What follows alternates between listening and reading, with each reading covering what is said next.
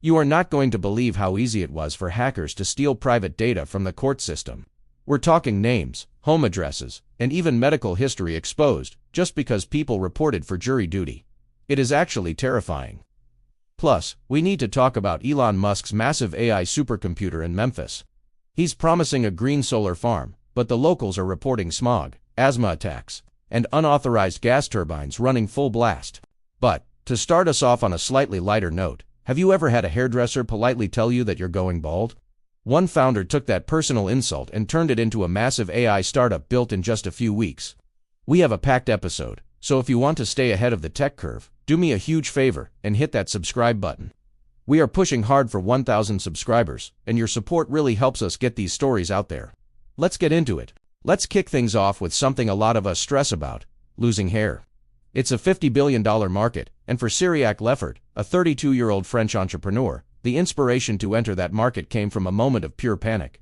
2 years ago, Leffert was sitting in a New York salon, getting a routine cut, when his hairdresser looked at him and said, "You're starting to lose a bit of hair." The kicker: the hairdresser didn't say it to his friend sitting right next to him, just to him. Leffert didn't think he was balding, but when a pro tells you that, you panic. He bought the expensive shampoo the guy suggested and walked out. But that moment stuck with him. He realized anyone could sell a man anything just by playing on that insecurity. He went down a rabbit hole and found the hair loss industry to be a mess of misinformation and unverified clinics. He eventually went to a real hair doctor who confirmed he wasn't even balding. The hairdresser was just wrong. So Leffert teamed up with his business partner, Till & Babnick, to build My Hair AI. They wanted to create a product using AI to diagnose hair loss accurately so people don't get scammed. What is wild is how fast they built this. They vibe-coded the initial prototype in just a few weeks using Cursor. If you haven't heard that term, it basically means they used AI to do the heavy lifting on the code.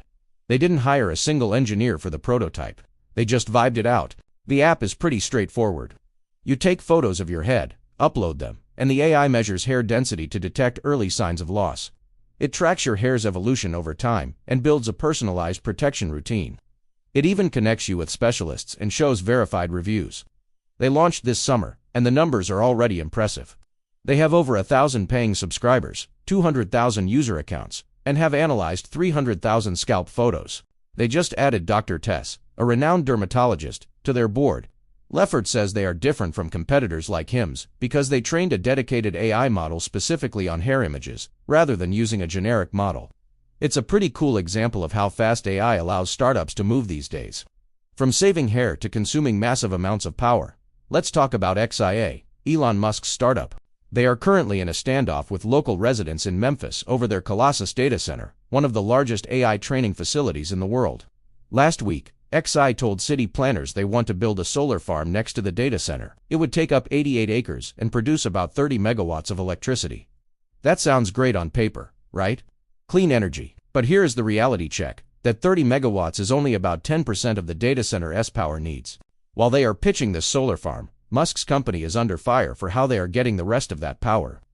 According to the Southern Environmental Law Center, XI has been operating over 400 megawatts of natural gas turbines without the proper permits. We are talking about at least 35 turbines capable of pumping out over 2,000 tons of nitrogen oxide annually. This is happening near Boxtown, a predominantly black community, and the locals are feeling it. Researchers at the University of Tennessee found that nitrogen dioxide levels spiked by 79% in the area after XAI turned on the machines. Residents are reporting increased asthma attacks and respiratory issues.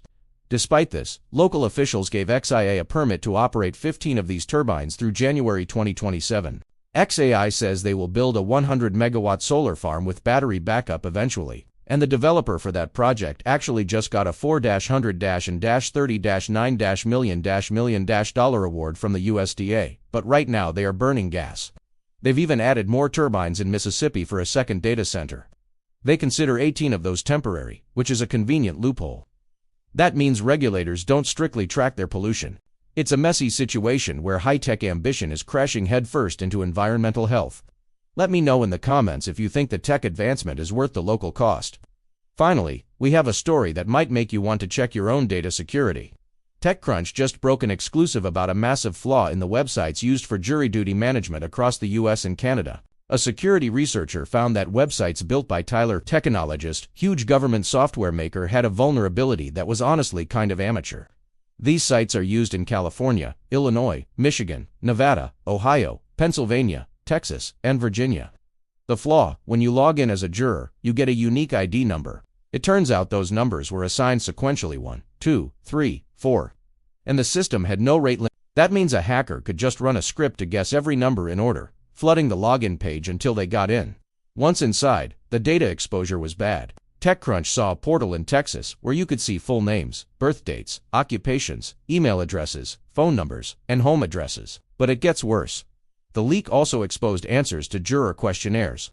These forms ask about your ethnicity, your children, your employer, and even if you've ever been convicted of a felony.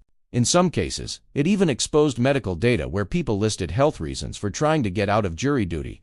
TechCrunch alerted Tyler Technologies on November 5, but the company didn't acknowledge it until November 25.